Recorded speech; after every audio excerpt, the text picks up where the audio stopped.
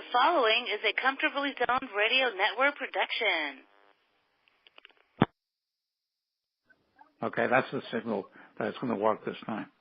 All right, okay, good evening, everybody. I'm Alan Blumkin, and I'm here with Davin Finoli and Bill Rainier, and we're going to discuss tonight. This is another episode of Pittsburgh Sports, and we're going to discuss tonight the 2018 prospects for the Pirates. Welcome, gentlemen. Yeah. Hi, Al. How you doing? Okay. All right. From what I've seen in the exhibition so far, as well as following the pitching hasn't been very good. No, it hasn't. No. Not at all. No. Except for today, Tayon pitched very well, gave up only 1 hit in 5 innings. But other than that, their pitching has been pretty poor, the starting pitching in particular. Yeah. The bullpen, I mean, Smoker, I believe, got shelled today, but had been pitching well.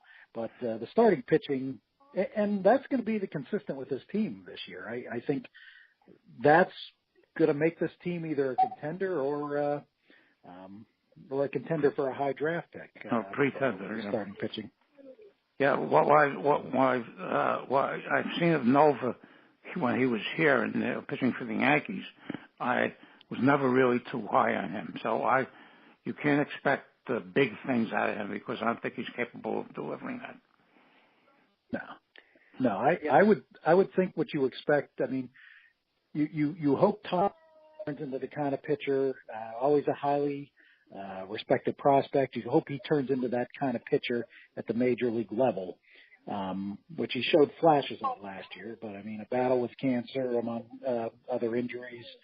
It was a tough second half after he came back from the surgery. But you hope with him. You certainly hope Brault and Kuehl can turn into pitchers they hope they can. And Williams, to me, was the surprise of the year last year. I thought he was the most consistent pitcher on the staff. But, I mean, still, he's a number 4 or 5 at best. How has Glasnow looked so far? Terrible. Terrible. They get excited when he goes 3 innings and gives up 2 runs. He strikes out a lot of batters still, but he's pitched 7 2/3 innings. He's given up 10 earned runs. He has 13 strikeouts, so when he gets guys out, he's getting them out swinging, but he's getting hit pretty hard. 12 hits in those 7 2/3 innings. Wow. Yeah, he's got strange. They're going to bring him north.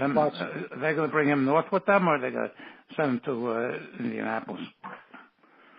He's projected to come with the team at this point in the bullpen, but I mean, I guess if you have strong in the bullpen, he still has an option left. Correct, Billy? Yes, he still has an option. Yeah, and it almost says to me if they bring him up, it's almost saying to me that you're carrying basically a Rule 5 type ball player here. What games would you want to put Glasnow in? I mean, I certainly wouldn't want to put him into a close game. No. I mean, if you're getting bombed 8-2 in the 7th inning, maybe that's the time you stick him in there and see if he can find something. But it just worries me because I can't recall a Pirates starting pitcher who was so dominant in the minor leagues come up and just be so bad. No, I mean rarely even guys like Zach Duke had their moments, Yeah, I mean rarely have you seen a Pirate pitcher this dominant in the minors. But you're right. I mean it certainly cause for concern. I mean, he showed some flashes 2 years ago, but last year. You're right. The Flashes were only giving up 2 or 3 runs in 3 innings. That's not acceptable. You figure the amount of games they put away last year, putting him in. Yeah. How was Cool? He's been up too. Actually, he's been as bad as Glasnow basically. Oh wow. Although I don't feel shaky about him because he did pitch very well last year after I think, a few rough starts, he was one of the better pitchers in that rotation along with Williams. Right. But you also have to realize, the park's there. Certainly, you have wind effect there that you don't see in the majors. Plus, these guys are working on some things down there that might not be effective at the time, might not be something they bring back north. And I'm not talking Gladwin, I'm talking more Kuehl. I know he was trying to refine a couple things. Sure. So, there is an ability to want to overlook some things in spring training. But one thing that does seem a little concerning to me, especially in his last couple outings, was Rivero's control. He seems to have walked quite a few batters in his last few outings there, including, I think, 3 in either 2/3 or an inning yesterday. Yeah, I did notice that. I think you're right, Dave. Walked 3 batters in less than an inning. No, so somebody on Facebook put out that the team in the National League with the best spring training won-loss record is the Marlins, who everybody is projecting to lose at least 100 games this year. Right. So like NFL football, some teams take it where they want to set a winning attitude, and they might play starters a little longer, do things that most other teams do. It seems like Hurdle's always taken the thought process, as many do, where he wants to see what some of his players do who might be on the borderline. He wants to see what they do in certain situations. So I'm not sure he's always been the kind of guy that goes full hog into winning these games. And he really, I really think that's the better effect. But you can't really take this. Yeah, I know. Yeah, the one-loss record too seriously in spring training. How's this kid Moran looked at third base? He's playing pretty well. He's hitting 324. He leads the team, tied for the team lead with 12 hits, 3 doubles, couple 5 RBIs. So he's looked pretty good at the plate. And it seems to be consistent, if I'm not mistaken. He hasn't really gone on like a 3 or 4 game stretch where he's hitting lights out to get to that. He's been over 300 consistently since the beginning of spring training. Yes, you're right about that. And I've also from. I'm sorry, Al. Yeah. How does Dickerson look like he can be useful? Oh yeah, Dickerson has kind of caught fire right now. Actually, he's had 2 hits today. It's given him 7 hits in his last 17 at bats. So he's hitting over 300 at this point in spring training. I think he's going to be a very nice pickup for the team. And the one thing they seem to be saying about him, in the few games I've caught on MLB TV, he looks pretty decent in the field too. He came in with not maybe the greatest reputation in the outfield, but he's made some nice plays out there. And from what I gather from some of the writers and the announcers is that's caught them off guard a little bit with how good he's looked in the field. Well, I understood he lost some weight. Yeah, that he lost some weight going into last year, then lost some more in the off season this year. Maybe he's happy to get athletic. Well, some people would say getting out of Tampa to Pittsburgh isn't, exactly what you want to do. But yeah, as I mentioned the last time we talked, that trade was an addition by subtraction because the Pirates were able to unload Hudson. Oh yeah. Certainly that's the one thing. Getting rid of him and this bullpen looks like something that if Searage can work with these kids, get the control a little better, which he's had great success in the past with, especially with Rivero, you have the makings of one of the better bullpens I've seen from them, certainly under Huntington, if not the last 20 years. Because you certainly have one of the game's great closers in Rivero. But Crick had a solid year, although a short year, but certainly 30 innings with San Francisco. And Feliz seems to be the thing that scouts are drooling about. He had a 13 strikeout per 9 inning. This is not Poly Feliz. This is another one, Feliz, right? Right, exactly. And his bugaboo has been his control. So, but scouts seem to drool over him and think that could be one of the better pickups Huntington's had. Sechrist, who was injured last year, has always been an effective lefty, and you certainly hope healthy he can get back to form. And I've always been a fan of Contos, and he pitched well once the Pirates got him last year. So this has the makings of a decent bullpen. And Sugar, is he still out? Yeah. Actually, he's still out, but he started throwing today on the, I guess, level ground. He's not ruling him out at this point from what I just read this evening to possibly make the team. And he is a guy I was wrong about. He is out of options. So yes, I saw that yesterday. Healthy, if he's healthy, he's got a leg up in that regard. How about the position players? Any surprises? Because we don't get that much of it here. And in fact, the only things I really get is off Sam Reich's posts. He's at every exhibition game there. He did a great job. That's the one who invited us to that banquet last year, Bill. Yes, yeah. Yeah. That was quite a good time. Oh yeah, but I think. Right now you have, in my estimation, the bench last year was perhaps the worst bench I've seen watching a Pirate team.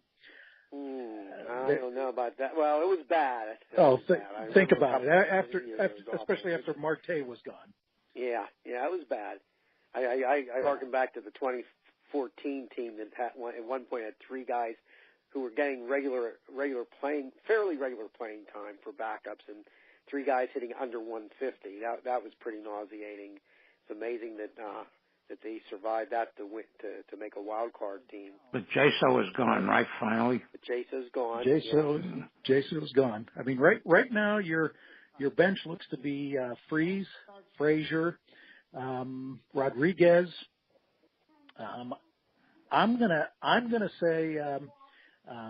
The kid from Boston, Brents, certainly adds a nice power option to the bench, and Diaz, who is hit really well, shown some nice flashes of power. Again, you don't know if it's Florida power or he's. Well, he'll get a lot of playing time when Savelli gets injured again. Yeah. Yes, he will. Yes. I saw what he sent Austin Meadows down to the minors. Yeah, he needs more time to develop. I mean, he had a really good spring, but he only hit around, what was it, Dave, about 250 with 8 home runs last year, I think, in AAA, and he was hurt a good part of the season. He did. He probably missed close to 60 to 65% of the season, and that's on top of missing some time the year before. I want to say he only has 167, 170 at bats at the AAA level. So he's a guy you're probably not going to see till September, most likely, a little earlier possibly if there's some injuries. But he finally looked good. He finally seems like he has some confidence.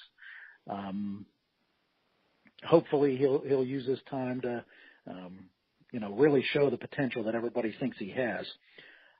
Coming up, but yeah, he'll need some time. Newman is probably the closest everyday player to coming up. I think we're seeing the last year of Mercer. I would assume you'd agree with that, Bill. Yeah, well, Mercer's going to be a free agent at the end of the year, and since they are pretty well stocked with shortstops in Newman, Kevin Kramer, who's played more second but can play short apparently from what I was reading, and Cole Tucker. they're going to be pretty well set with middle infield possibilities moving forward. Right, and Tucker has.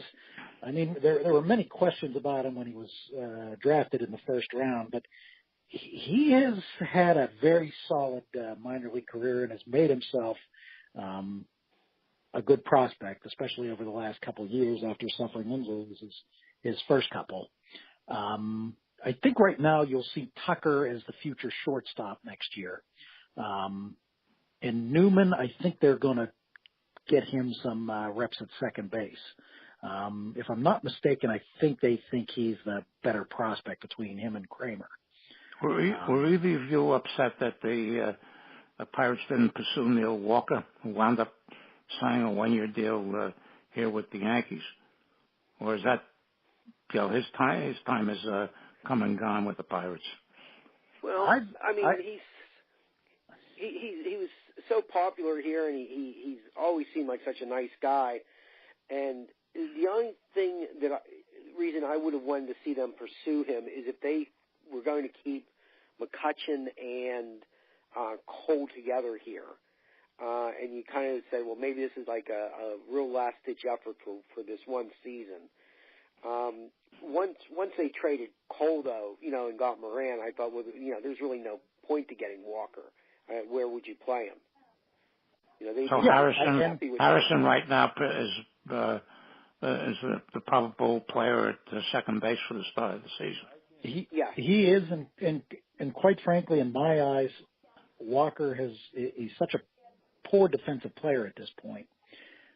I really, especially if your resources are thin, to pay $5 or $6 million for this guy, even had they not got Moran, I'm not sure it would have been a worthwhile expense. He can give you some pop. He was that bad defensively.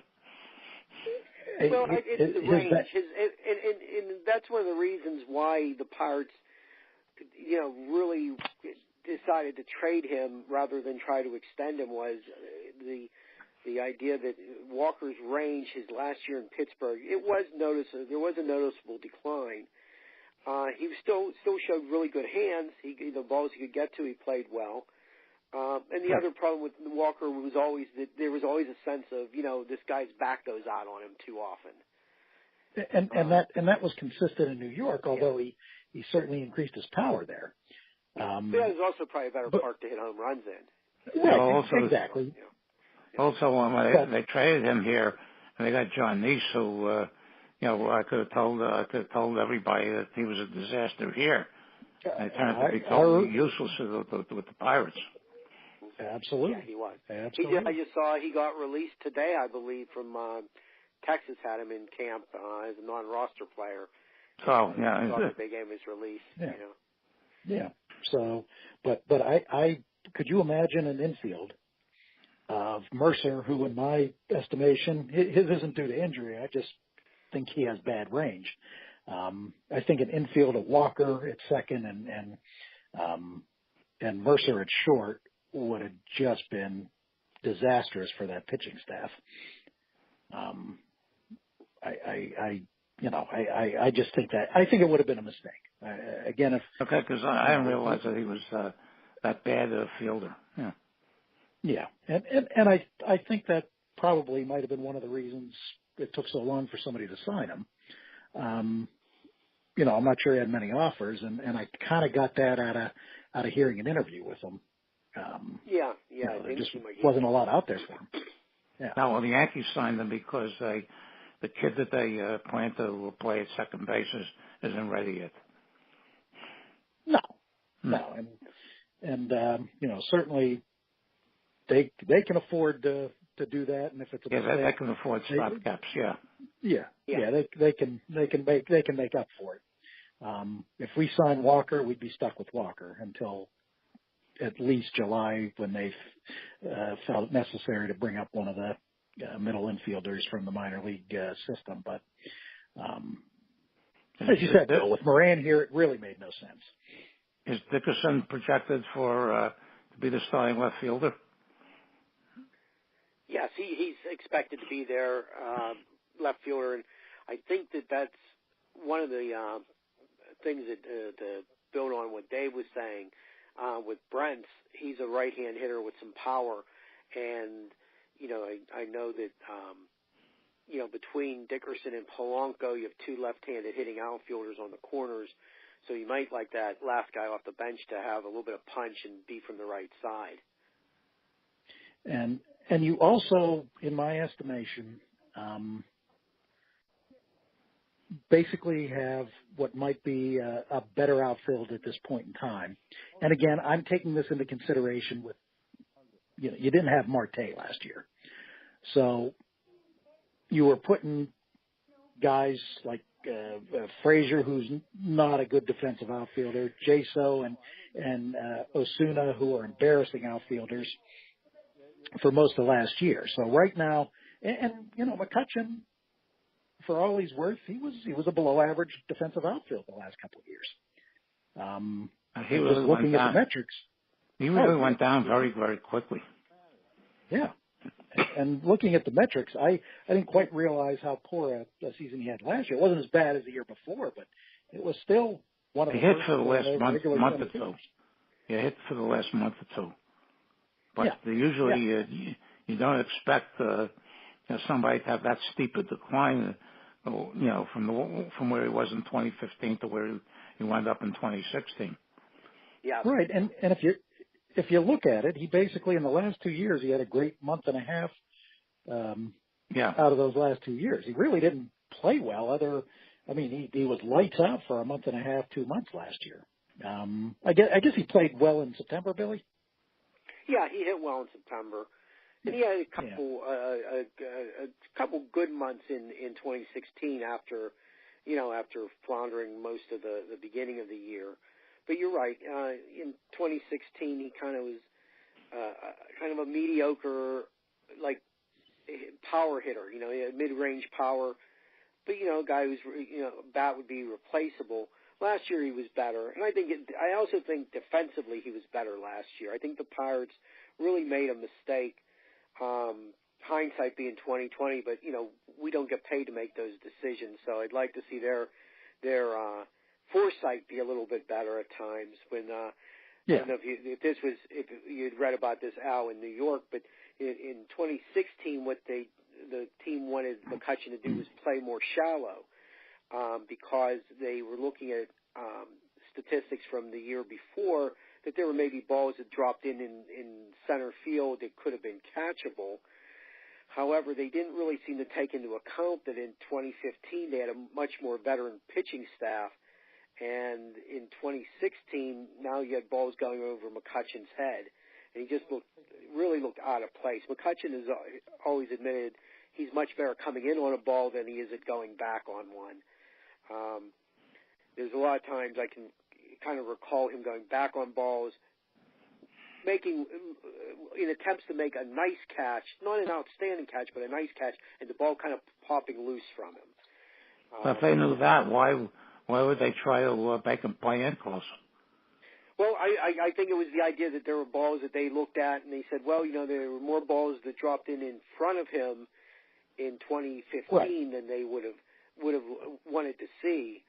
But again, in 2015 you had Burnett, you had Liriano still pitching well, you had Happ, you had veteran pitchers, and probably the opposing teams weren't getting as hard contact as they did in 2016. There were more balls that was definitely tagged, it seemed like, on against the 2016 Pirates than there was in 2015. Definitely an overreaction. Without a doubt, an overreaction. But that being said, his range has still been very suspect. You're right. He played better last year. I still would make him an below average fielder, regular center fielder. Even with that last year, and his arm is just been poor over the last couple of years. His arm was never his strong suit. Yeah. I love the guy. Certainly did a lot for the city. Certainly put up some nice numbers last year. And although one thing with the average, I know we had talked about this in 2016. He looked like he was starting to try to utilize power a little much in spring training. I know we didn't talk about this last year. I remember talking about this with you a couple of years ago, where he almost looked like the Major League's Willie Mays Hayes. Well, yeah, he's never come out and said it, but I always wondered if when they let Walker and Alvarez go, if he didn't feel in the back of his mind that he had to hit some more home runs. Without those two guys in there. Right. And I do think that had an effect on his overall offensive game. Yeah, I don't doubt it. I don't doubt it. And I think between Walker, Alvarez, and they also finished the year with Aramis Ramirez the year before. And granted, he was certainly a player at the end of the line, but that took like over 40 home runs out of their lineup. Yeah, that's amazing. I saw a few years ago. I saw an interview with Alvarez, and he seemed like a pretty bright guy. Yeah, and you figure that somebody with that, who was bright could figure out that, why he's hitting 230, 220 and striking out 1,000 times. But it didn't seem to enter into his performance since that interview 3 or 4 years ago. I always wonder if the mental part of his defense just affected his overall game. I mean, that's where he really defense he was affected. His best position was DH. Yeah, and it was a shame because he had a couple years when he was playing third that he wasn't awful. He wasn't great, but he wasn't an embarrassment at third base for a couple years. And then what was it, maybe 2014, he just seemed to completely lose. It was, Steve Sachs all over again, or Steve Blass trying to find a plate. He just could not throw the ball. And you could watch him play, and there were times where you could see he'd let go of the ball, and it would end up in the box seat. And then it seemed like he got so hesitant that he was bouncing the ball over there. And right. I feel bad for the guy because, it seemed like he was really trying to make those adjustments and just couldn't. He just couldn't, and it affected his overall game. And it's a shame. I mean, to go from home run champion to what happened even, was it 2014? He didn't start, or that was 2015, didn't start the wild card game. Right. Where they put Sean Rodriguez in there because of the defense, and certainly took a lot of offense off the field. How's Bell? Bell has a couple home runs this spring, and he's not like tearing the league up at all. But again, I'm not too worried about him. He has 7 runs batted in like 32 at bats or so. So he's holding his own. Couple home runs. He's a smart kid who works very hard on his game. He projects out to be a better average hitter than what he showed last year, and from all reports, he was working very hard on that in the off season. I think this kid is gonna just improve over the next couple of years from what he did, and I think he'll be the face of the team. And hopefully he can maintain the 28 to 32 home run range while working on increasing his average. But I personally think we're just scratching his offensive potential here. Yeah, one thing that has been really awful the last couple of years has been the base running. Yeah, even when they had their nice 3 years there were times where you'd look at it and say, "My God, what are they doing?" In the bases. Yeah. I mean, so I don't see them much, but I learned that from the guys in the pirate chat group that they watch them all the time. Yeah. Oh yeah. Yeah, I think Marte and Polanco both seem like at times that they really aren't.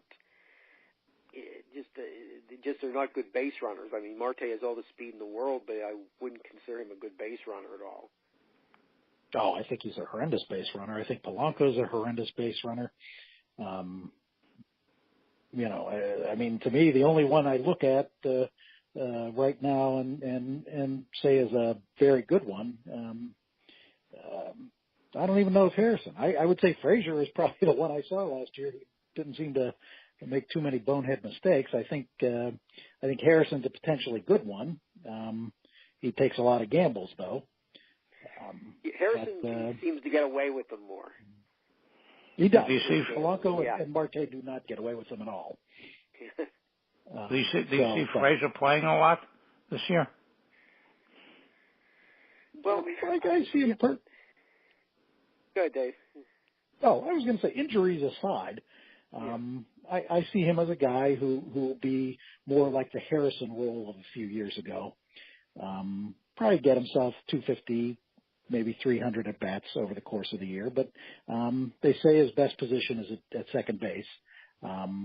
So I see him as that Harrison type. You'll see him in quite a few different places, and he seems to be going to be a consistent 280 to 300 guy. So that's a nice thing off your bench. Yeah. And now for the real question: how what do you think their overall record is going to be this year, coming year? I'm an optimist, so I'll go with like 84 wins. I would tend to agree with that. I had 82 to 84. I think this is, if people can get over the, I hate nutting, I hate Huntington aspect, and just look at the numbers and look what's out there. I think this is a team that can definitely improve 7 to 9 games over the course of last year. You see that they threw away games with Glasnow. How many? At least 6, 7 games they threw away. I think he had 12 starts. I think didn't they give him about a dozen starts? And he was terrible. And I understand the idea of the potential, but you still have a chance to win the division or be a wild card team, and you're sending this guy out there early in the year. Exactly. And I would have hoped they would have learned one lesson that they didn't seem to learn, was the couple years when they missed out on the division title. It wasn't because of how they played down the stretch; it was how they played early in the season. And exactly. And instead of looking at it and saying, well, this guy's really not ready to help us win right now. They're in a fairly difficult division. And if I remember correctly, last year they had an awful lot of trouble beating Cincinnati. Yes, and Cincinnati, and early in the year, Milwaukee, too. Yeah. But Miller Park has always been a house of horrors for them. Yeah. Oh, yeah. Yeah. I just think there were a lot of stupid things like that. You knew Watson wasn't an effective closer, but you kept parading him out. I remember a 3-game series against Baltimore in the middle of the season when he had just had a horrific year, and they were trying to bounce back, and he marches them out each night, and each night he blows the game. That's 4 or 5, 3 wins right there, but this is something you knew from the year before. He was not effective in the closer role. And then, we all can say things about the JSO maneuver. I also saw the schedule. They're opening in Comerica in Detroit. Yes. It'll be nice and chilly up there. Yeah. It'll be interesting to see, if they might DH Frazier or how they'll approach that, opening the season, with a designated hitter. Yeah. And Detroit, how do you what I understand, is their main interleague rival, because I think they play the AL Central this year. Yes, they do. Yeah, that's our rival. They gave Cleveland, who was actually our rival in the American. Cleveland gets Cincinnati the way. Yeah, they gave them to Cincinnati. Yeah. But And how do you think somebody asked me why it's the Pirates and the Tigers. I said because Wagner and Carr played against each other in 1909. Exactly.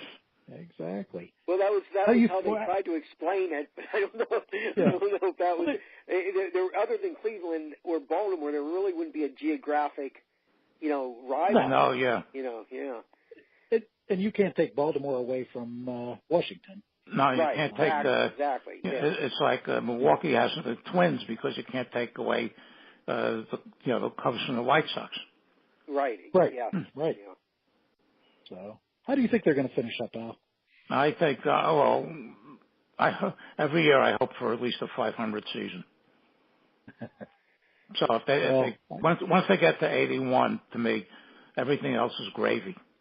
Yeah. And that's why exactly. I became conditioned over the 20 years of losing to, I remember, what was it, 2012, the year before they broke the streak, they were 15 games or 16 games over 500 at one point, and they went up with a losing record. Yes, they set a record. I mean, that was never done that before. broke one of the worst collapse ever. Yeah, that broke me, and after that I said, every time I see the predictions by some of the guys in Pirate Chat, I said, let them get to 81. Everything else above that is gravy. Exactly, and when you ask the typical Pirate fan this year, you're going to get a negative reaction due to the I know that, season. just from the Pirate Chat comments. Yeah. And, right. here, because, the Yankee fans here, they'll be the way they're acting, they'll be disappointed if anything less than the World Series win. Which I could see. Yeah, the way it was when I was a kid, right now. when I was a kid 60 years ago, it was like that. Yeah. Well, I mean, they're the favorites. They did a wonderful job putting together a solid minor league system a couple of years ago, and when it performed better than they could have expected, they went out and bought. I don't know if you heard this, but the Astros gave Altuve, they bought out his hobbyist. They gave him $30 million a year for the next 5 years. He signed a 5-year deal. Yeah, I saw that earlier. That's amazing. I think it's a very good move because to avoid ARB with a player like that is a tremendous move because all ARB does is create animosity. Yes, absolutely. But you know what? I mean, we can certainly hope that this team shows what we're talking about here. If you're at 84 wins or that kind of potential, you're only a few games off a wild card. So, hopefully they make the proper maneuvers if they get to that point. Well, we'll see. I hope they get off to a good start and don't put themselves in a hole, right away from the get-go. Well, it's all going to be that starting pitching. All going to be. Okay, guys. I want to thank you both very much for returning after that technical fiasco last week. I appreciate it, and hopefully we'll get some audience response on the broadcast, and we'll keep in touch, and we'll start in once the season starts. All right. Look forward to okay. Thank you. I want to thank both David and Bill, and I hope everybody who listens to this enjoys it. And thank you both again. You're welcome. Thanks, Al. Okay. Good night. Bye-bye. Good night.